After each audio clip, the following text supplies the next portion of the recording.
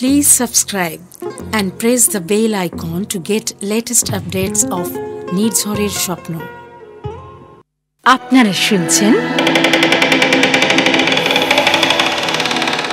কাহানি।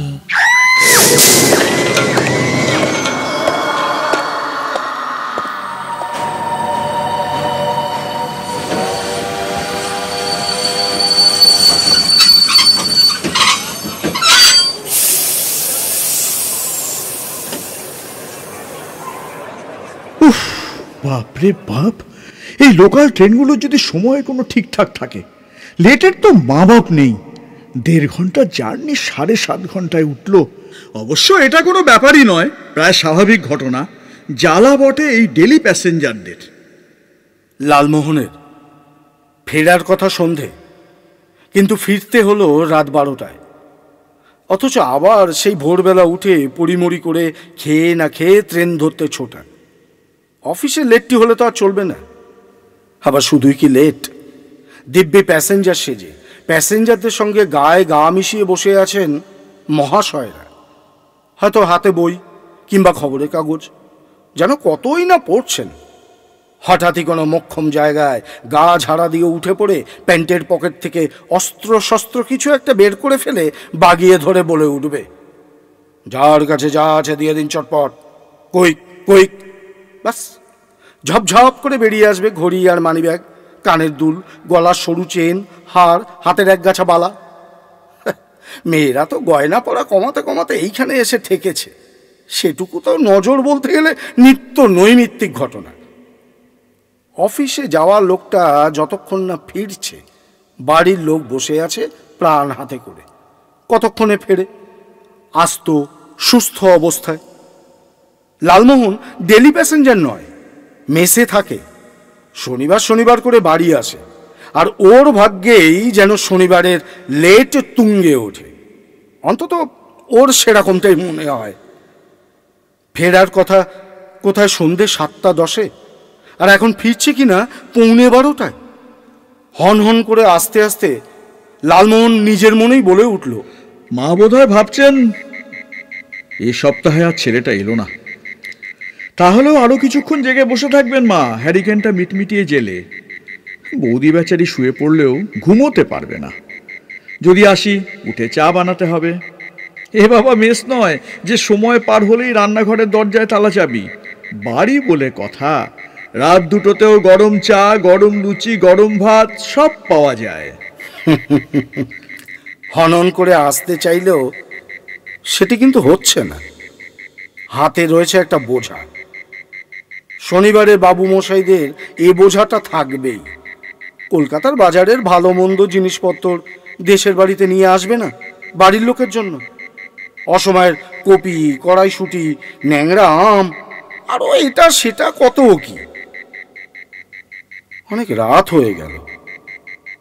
লালমোহনের বেশ খারাপই লাগছে।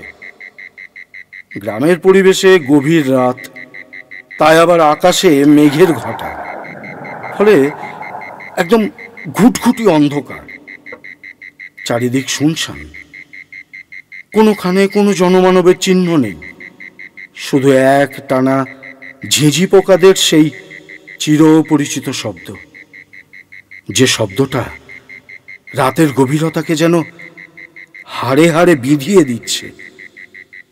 আবার হঠাৎ হঠাৎ করেই কোথায় যেন রাত জাগা কুকুরেরা বিটকেল শব্দে ডেকে উঠে হাড় হিম করে দিচ্ছে। কাঁধের ব্যাগটা যতই ভারী লাগুক, জোর করে তাড়াতাড়ি এগোবার চেষ্টা করতে থাকে লালমোহন। কিন্তু কিন্তু এটা কি হচ্ছে? তার কাঁধের ঝোলাটাকে পিছন থেকে টানবার চেষ্টা কে করছে? এ কি রে বাবা, এ কি? যার জন্য থমকে যেতে হচ্ছে লালমোহনকে। মনের ভ্রম? না, তা নয়।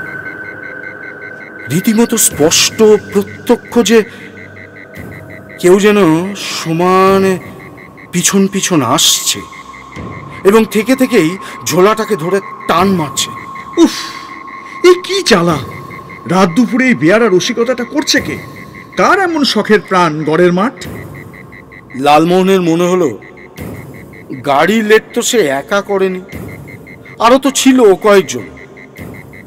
তাদের মধ্যে কার এমন বাইচাল? দেবু, রজনী, নিখিল, তারাপদ, প্রভাকর, কে কে হতে পারে? আর অকারণে এতটা আসতে যাবেই বা কেন কেউ?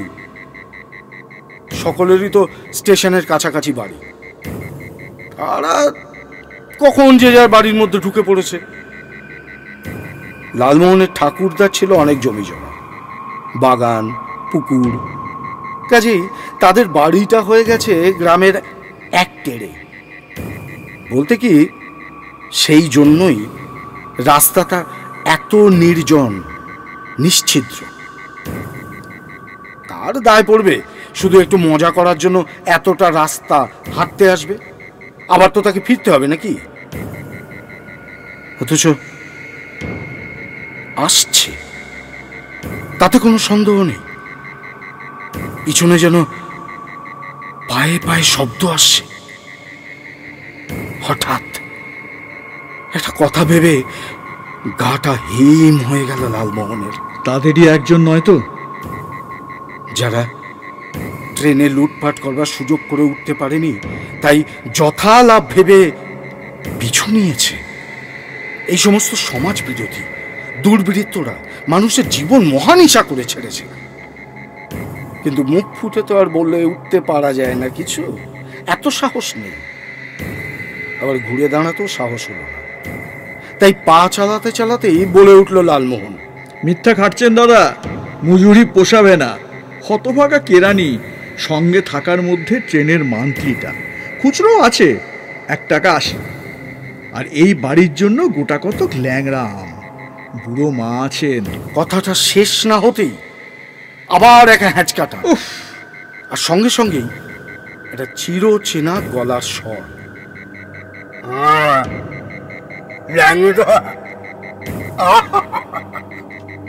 তাই তখন থেকে অমন সুবাস পাচ্ছি, মনে হচ্ছে আসল বিনরসী ল্যাংড়া। গলাটা শুনেই রাগে মাথা জ্বলেও গেল লালমোহনের। হ্যাংলা পেটুক, নোলা দেখো গাঙ্গুলি বুড়োর এই কীর্তি। হ্যাঁ, তুমি বেটা এই করেছো? এতক্ষণ ধরে ভুগিয়ে মারলো লালমোহনকে, সাথে ভয় দেখানো। রাতটা পোহাতে তর্স হইল না, এখনই পিছু নিয়েছে বুড়ো। সত্যি আমগুলো ফার্স্ট ক্লাস, দামও তদ্রূপ। কেনার সময় মনে পড়েছিল লালমোহনের, এর মধ্যে থেকে সেই পেটুক বুড়োকে তো আবার ভাগ দিতেই হবে।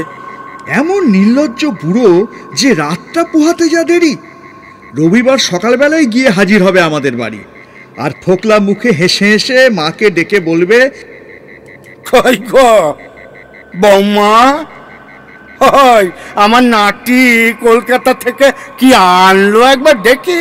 দেখা মানেই তো জিভের দ্বারা দেখা। হ্যাঁ, লালমোহনের মাও যে এতে খুব আহ্লাদিত হন তা তো আর নয়। আর হবেনি বা কেন? পাড়া তো খুরশ্বশুর বই তো কিছু নয়। বাড়ির লোক দেখার আগেই যদি তাকে দেখাতে শুরু করতে হয়, তাহলে কার ভালো লাগে? ফল মিষ্টি হলে তো তৎক্ষণাৎ, আর ওই কপি টপি কড়াইশুটি এগুলো হলে সেফ নেমন্তন্ন পাতিয়ে যাবে। বুঝলে বুঝলে বৌমা, আজ দুপুরে তাহলে তোমার এখানে ব্রাহ্মণ ভোজনটা হয়ে যাক। বেশ বেশ যত্ন করে রেধো। হ্যাঁ, ওই জিনিসটাকে যত্ন করে রেধো। তোমার রান্নার হাতটা একেবারে অন্নপূর্ণার মতো। এই সবই তো আজই কথা। দু চোখে দেখতে পারে না লালমোহন ওই বুড়োকে, তবু ভদ্রতা বলে কথা। তাই অন্ধকারেতেই বেজায় হাসি হেসে বলে ওঠে, দাদু যে এত রাত্রিরে বাইরে পেট ছেড়েছে বুঝি, ঘাটে এসেছিলেন? অমনি অমনিও দাদু খেঁকিয়ে উঠলেন, সত্তরে পেট ছাড়ো। আমাদের আবার ঘর বাস, ঘুমই তো নাই, এদিক ওদিক ঘুরে বেড়াচ্ছি। দেখলো তুই আসছিস, হনহনিয়ে একেবারে ল্যাংড়ার খসব ছড়াতে ছড়াতে। তা তাই তো তোর পেছনে এলাম। লালমোহন পা চালাতে চালাতে ব্যঙ্গের হাসি হেসে বলে, শুধু পিছু নিলেন, আমের থলি ধরে টান মারামারি করছিলেন না? গাঙ্গুলি বুড়ো তাঁর স্বভাব মতো খাঁ খাঁ করে হেসে বলে ওঠে,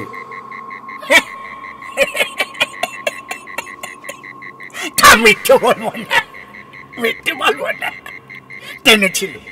টেনেছিল সুভাষটা বড় জ্বর, মনে একবারে ধৈর্য মানছিল না। যত রাজ্য সব বাজে মার্কা দিশি আম খেয়ে মরেছি। ভালো নেংড়া খাবার বড় ইচ্ছে করছিল রে। তো এখানে কোথায় পাবো জিনিস? দেখ না, ও দাদা, দুটো দিয়ে যান না আমার। প্রস্তাবটা শুনে মাথা থেকে একেবারে পা অব্দি চলে গেল লালমোহনের, কিন্তু আস্তে আস্তে করে বলল, ছি ছি ছি, হ্যাংলামির কি একটা সীমা থাকবে না?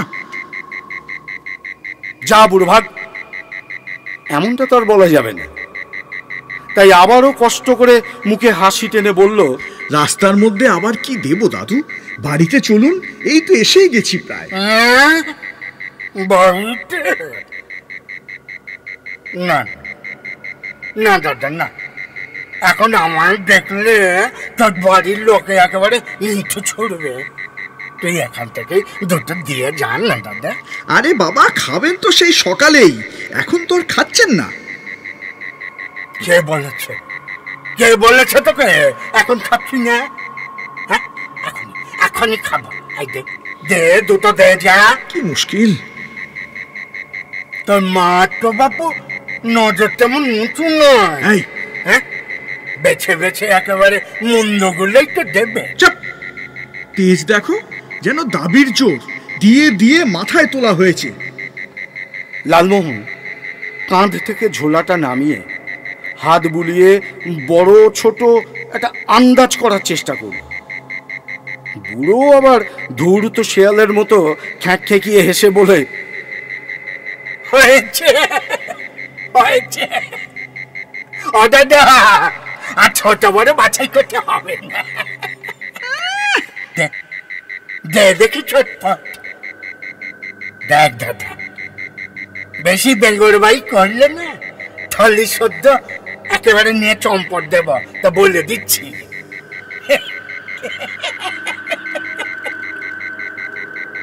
কতই যেন রসিকতা। দুটো ধাড়ি ধাড়ি আম। লালমোহনের বুকটা করকর করে, তবু হাতে এগিয়ে দিয়ে বলে, কই হাত কই, অন্ধকারে তো নিজের পাই দেখতে পাচ্ছি না। আমারটা পাবি নে আমারটা। সন্নাতে ওই গাছতলাটাতে রাখ দেখি। গাছতলায়? একবার ঠাওর করে দেখ না, ডাইনে একটা চালতা গাছ রয়েছে না? তাই তো। কি আর করবে লালমোহন, সেই বুনো চালতা গাছটার তলায় আন্দাজি আম দুটো নামিয়ে রেখে গট গট করে এগিয়ে গেল। উফ, এইভাবে গত সপ্তাহে বহু দামে আনা বড় বাগদার একটা সেঁটে গেছে ওই বুড়ো অসময়ের কপিটার সঙ্গে, প্লাস প্রায় এক থালা চব্যচস্য। তার মাও তো বুড়োকে দেখলেই জ্বলে ওঠে, তবু বৌদি হেসে হেসে বলে, ওই যে মায়ের পুষ্যি পুত্তর। এইবার বাড়ি ঢুকতেই মা একেবারে হইচই করে উঠলেন, এসেছিস ও সোনা আমার, গোপাল আমার, আমি তো সেই ভেবে ভেবে মরছি। বৌমা চায়ের জল 3 বার ফুটলো আর ঠান্ডা হলো। নীলু বলল আজ বোধহয় আর এলো না, আর আশা মানে কাঁধে এক বোঝা। লালমোহন দালানের চৌকিতে বসে পড়ে বলল, বোঝা এবার বন্ধ করতে হবে। উফ, ওই হ্যাংলা পেটুক বুড়োটার জ্বালায় রাস্তায় আমার এক গাদা সময় নষ্ট হয়ে গেল। এমন বেয়ারা বুড়ো, মা তোমাকে কি বলবো, এই রাত দুপুরে আমের গন্ধ পেয়ে আমার পিছু নিয়েছে। কি? দুটো ভালো আম বাগিয়ে নিল, আবার কি চোটপাট? বলছি রাস্তা থেকেই দেবো, বাড়ি চলো না। বলে কিনা না, এক্ষুনি খেতে ইচ্ছে করছে, শিগগিরই দে। কি রে লালু, তুই তুই কার কথা বলছিস?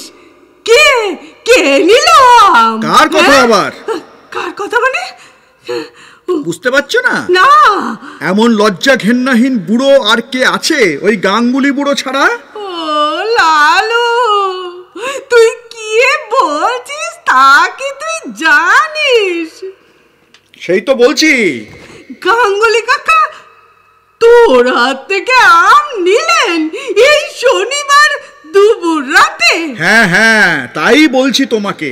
রাতটা কাটতেও ধৈর্য ধরলো না, আবার বলে কিনা ওরে লালু রে, কি সর্বনেশে কাণ্ড রে! তুই এই শনিবার বড় অমাবস্যে মাঝরাত্রিরে তাড়াতে আম দিয়ে এলি বাবা, আর সকলের আগে। ও আম আর কারো ভোগে লাগবে না রে। আরে ধুত্তারি, চাইলে কি করব, না দিয়ে পারা যায়? আর বৌদি তুমিই বলো। বৌদি আস্তে আস্তে করে উত্তর দেয়। আমি আর কি বলবো ভাই, তোমার কথা শুনে তো আমার হাত পা একেবারে ঠান্ডা হয়ে আসছে। মা, ও মা, ও কি মা শুয়ে পড়লেন যে? মা, ও মা, কি হলো? শুয়ে পড়ব না এখন? এখন আমার লালুর ভাগ্যে কি আছে তা ভগবানই জানেন। ওই একে শনিবার, তাতে ভরা অমাবস্যে, একেবারে রাত 12টা।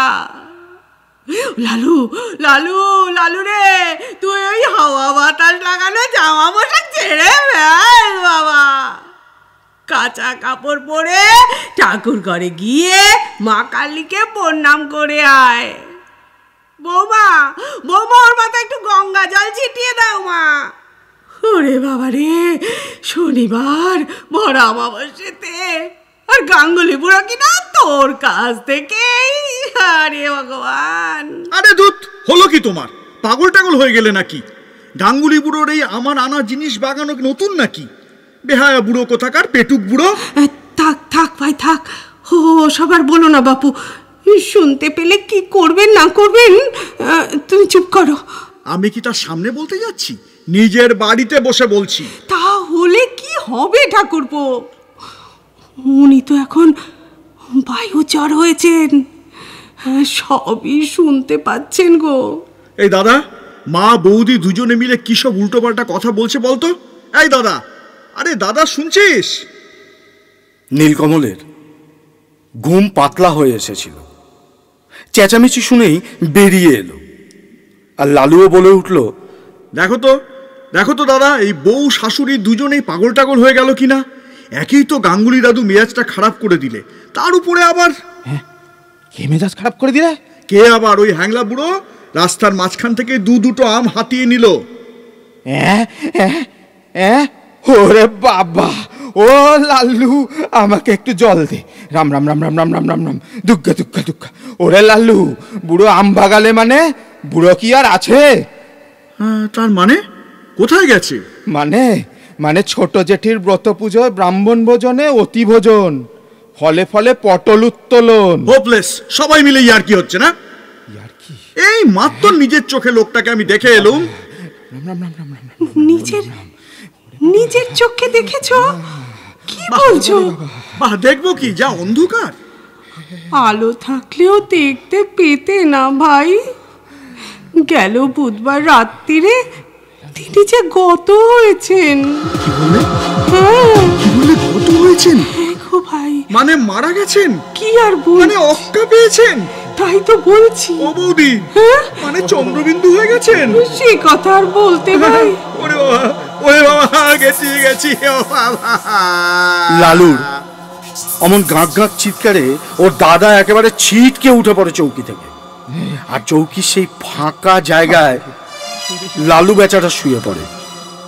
শুধু কি শুয়ে পড়া, এক মনেই চেঁচাতে থাকে। ওরে বাবা রে, আমার ঝোলা ধরে টেনেছে, আমার হ্যাচকা টান মেরেছে, আমায় আমায় আমায় ছুঁয়েছে। এমন সময় হঠাৎ দুটো আমের আঁটি ঘরের মধ্যে এসে পড়ে। সবার মুখেই একেবারে রাম নাম ধ্বনি। কেউ আর জানতেই চাইল না কোত্থেকে আঁটি দুখানা এলো, কারণ বাইরে তখন গাঙ্গুলি বুড়োর খ্যাক খ্যাকে হাসিটা শোনা যাচ্ছে।